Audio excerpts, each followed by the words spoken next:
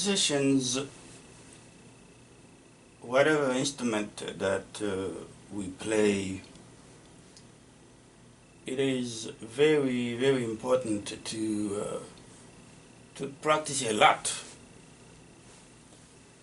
in order to try to master the instrument. And also it is even more important to know what you're practicing, whatever instrument that we play.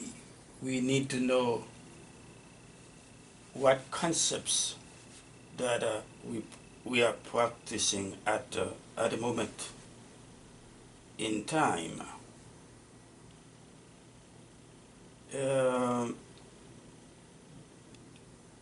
Whether or not we just start or we are intermediate students or advanced, it is crucial that we practice. Otherwise, believe it or not, if we don't do that, then we're gonna be lagging behind, and we're gonna be rusty. So my advice to the musicians, even singers, keep practicing. We may be busy doing other things, but at the same time, if you really want to, if we really want to practice, if we really love what we do, we make time. We will find the time to practice. It doesn't. I mean, a practice session doesn't have to be long. It doesn't have to be a long time. It can be 15 minutes, 30 minutes, 45 minutes, whatever time we can afford. So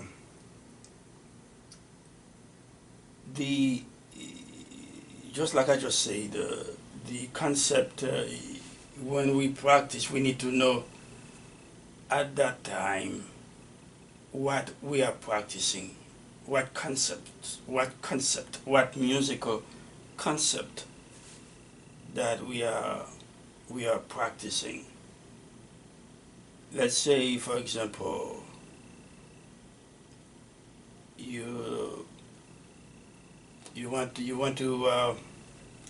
we want to accompany a singer playing a song in, let's say, in a D major key, D major scale.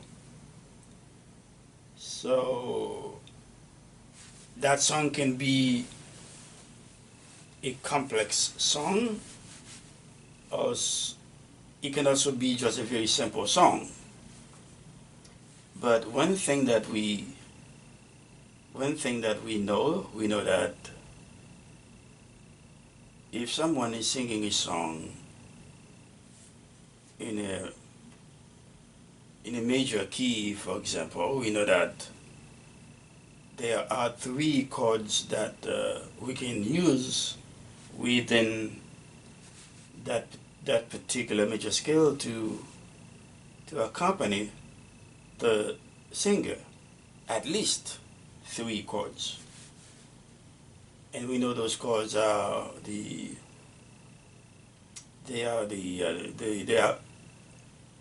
they are called the primary chords of the major scale. And that's the number 1 chord, the one built on the root, on the first note of the scale. And the subdominant, the the chord that is built on the fourth note of the major scale, and then we got the dominant chord, which is the one which is the one that is built on the fifth note, fifth degree of the major scale. So with those three simple chords, we can easily accompany a singer. You might wonder why. Well, because if you take those three chords, the one chord, let's see D major, D flat. Let us use D flat major chord. That's the first chord built on the one chord, on the number one chord, on the root.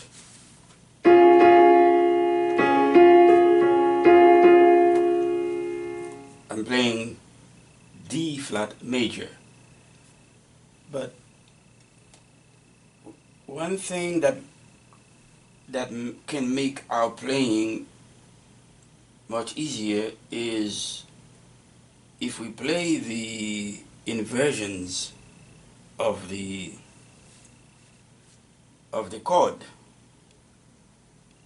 What I mean by that, the inversion of the chord is when you start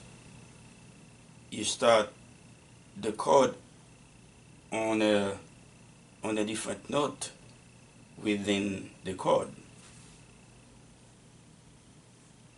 This video is a practice video. I'm practicing right now. I just want to share it with you, especially the intermediate keyboard students. And you have the D flat major chord, starting on the root, which is if I can spell it out, I can go ahead and spell it out, which is D flat, D, F, A flat, D flat, F, A flat. Yeah. But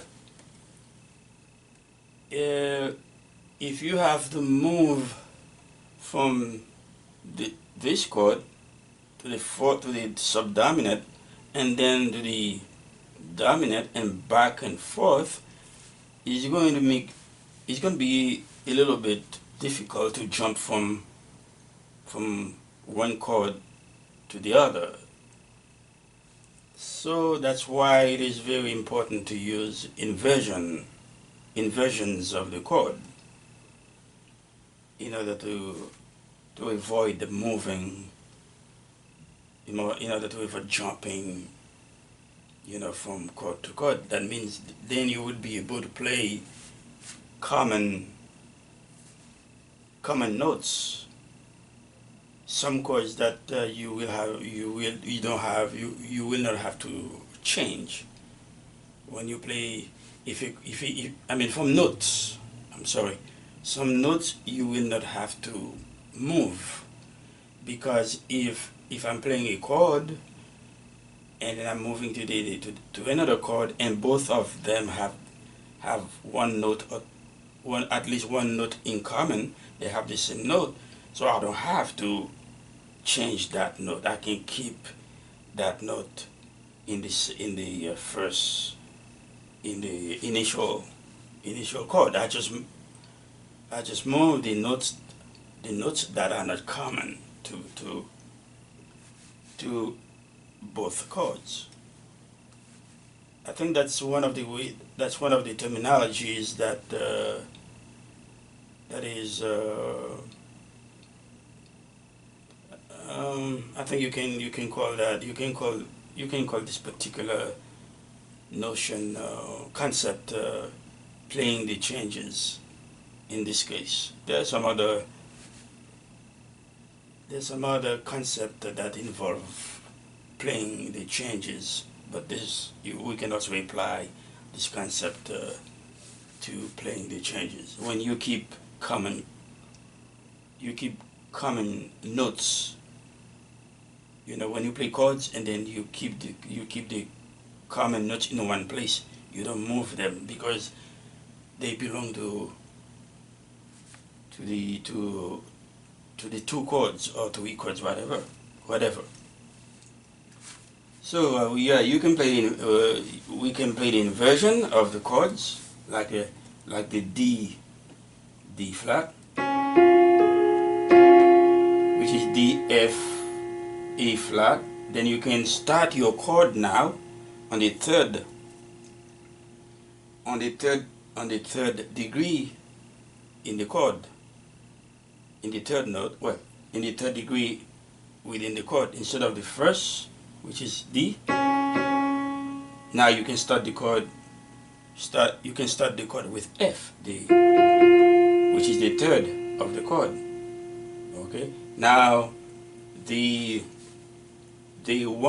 number one, the root is gonna be at the top of the chord. Okay, instead of at the beginning. So now I'm gonna have F, A, D, which is the root. That the root now is at the top of the chord. This is the root. This is the root chord. This is the first inversion. This is the first inversion, starting on the third note of the chord, which is F, and I play F, A flat, and D flat. That's the first inversion. Now we can play second inversion of the same chord when we started on the fifth note of the chord. Remember, when we play the root chord, we have 1, okay, and then third and fifth. Okay, root, third, and fifth. Give you the chord, the major D flat major chord. In the first inversion, we start on the third. Okay. Then that gives us the first inversion of the chord. Okay, let me repeat that. I might have made a mistake. This is the root. Okay, starting on the root of the chord. Now this is the first inversion. First inversion starting on the third of the chord. And now you got the second inversion starting on the fifth of the chord. Okay, now you got A flat, A F, A F, and then you have wait a minute. You got A, and then you got D. Oh, sorry. Okay, you got A with A, D, which is the root. Right now, the root now is in the middle, and you got the F, the third, which is now at the top. Okay, so this is root chord, first inversion, and second inversion. And one thing that I try to remember when I'm playing the inversions of a chord, I want to know where the third is. I always want to know where the root is. The reason why I want to know where the third is always is because if I want to if I want to make the chord into a minor chord, so I know exactly, I know I can have a point of reference where I can find the third. So I always try to remember where the third is when I'm playing inversion. So on the okay, now here on the root, I know the third is in the middle. So all I need to do is lower the third half step. Okay, to play my D flat minor chord. Now I'm gonna start. I'm gonna play the first inversion of the chord, starting with the third. I know where the third is because I started with it. So if I want to make it a minor chord, I just lower the third because I started with it anyway. So it's right here. And now I'm gonna play the second inversion, starting with the fifth, which is A flat, and I got D, the root in the middle, and I got the third at the end. Now I know where the third is at the end. So if I want to make the chord minor, I just lower it from the end of the chord. See, so it's the same.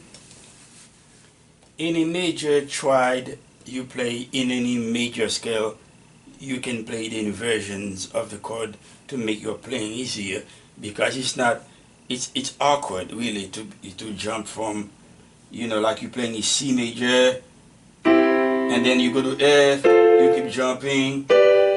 No, it's okay, but it's a little awkward. So it's better to try to play the inversions of the chord.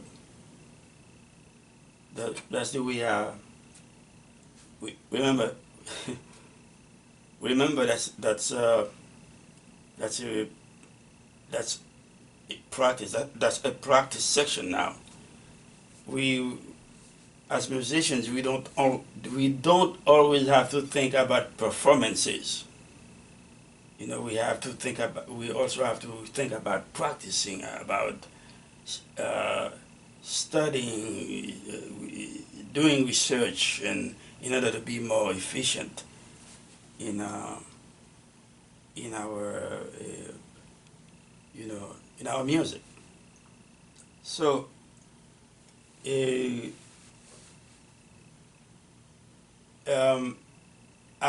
I told you, when I started this video, I said that you can use those three chords, okay, the three primary chords in a major scale to accompany a singer.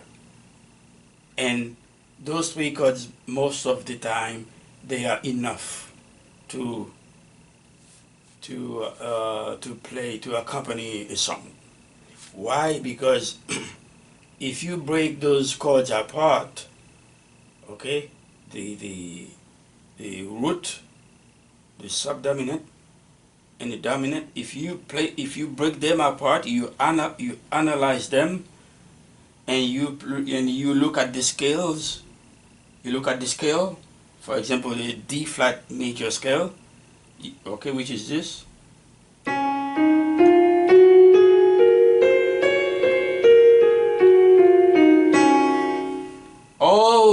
Every note that I just play right here are included in all those three primary chords.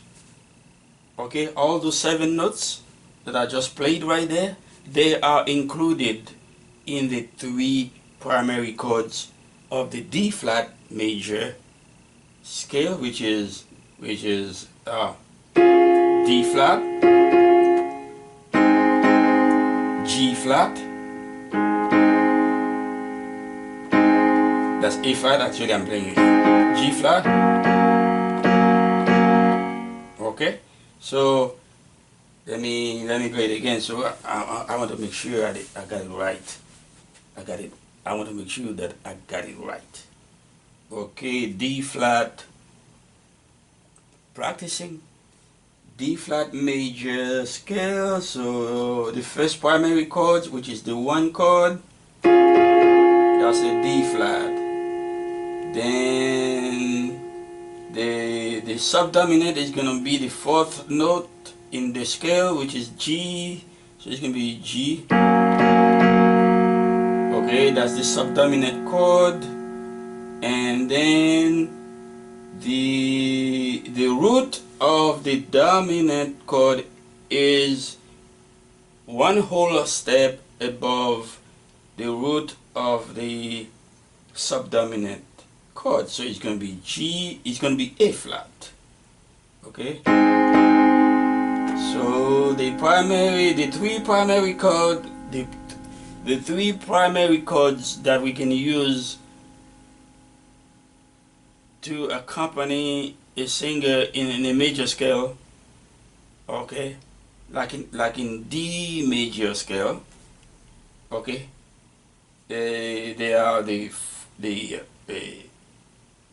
root chord in the case of D major, D flat in the case of D flat major, okay, right here, and the dominant in the case of D flat major, G flat major, G flat, and A flat.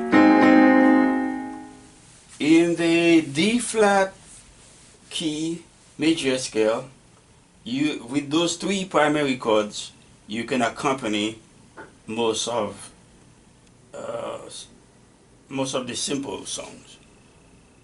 But that would imagine yourself playing those 3 chords all the time. Throughout the song, you keep repeating the same chords over and over again. That would not be interesting. That would make your song a little boring. So that's the reason why that we can reharmonize those 3 primary chords and play other chords. Okay, we keep them. We can keep them as the foundations of other contemporary chords we're gonna play. But playing those 3 chords all throughout a song will not be enough, and you would be tired of playing those 3 chords. So what I'm going to try to do is to post a series of YouTube videos that can help us, discover some new ways, some new ways to accompany those songs using other chords, using more sophisticated chords, using more soulful chords, using more contemporary chords, as opposed to just these 3 primary chords, which are important, by the way. But if we keep using them, just like they are, and we don't even add color to them, then it would not make any sense. So that's what I would be doing. I would be posting videos, and especially the intermediate keyboard, the piano students, we can practice together, and then and make our playing more efficient. So when the way we're going to try to extend those 3 primary chords is by using extension of the chords. We're going to use extensions of them. We're going to use we're going to try to harmonize on the melody and also on the bass, because harmonizing on the bass notes is different from harmonizing on the melody notes. So we're gonna see how it is done, you know, in both cases. We can harmonize a song on the bass line, the bass notes, or we can harmonize it on the melody notes, the melody line. Uh, there's one thing that I want to mention, that I believe that the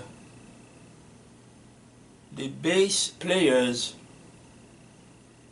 are not getting any. The bass players, okay, they're not getting enough credit in in the bands, for example. The bass players, as I can see, they always, when they in a band, they always stand in the back somewhere, just relaxing, playing the bass, and the audience, usually is not paying attention to the bass player. And I have been thinking about that, because the bass player in a band is one of the most important musicians in a band, because the harmony of a song, when you really listen to a song, when you really listen to a music, even if you're looking if you're looking at the music, at the sheet music, you're looking at an arrangement, for example, and you look at the bass, all those in between instruments, and if you analyze all the notes, all for every instruments in the grain staff,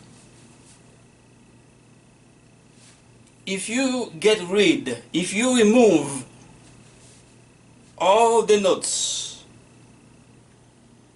okay, if you remove all the notes in the grain staff, in the music sheet, except the melody line and the bass line, you still can play the music. See, I hope you understand what I'm saying.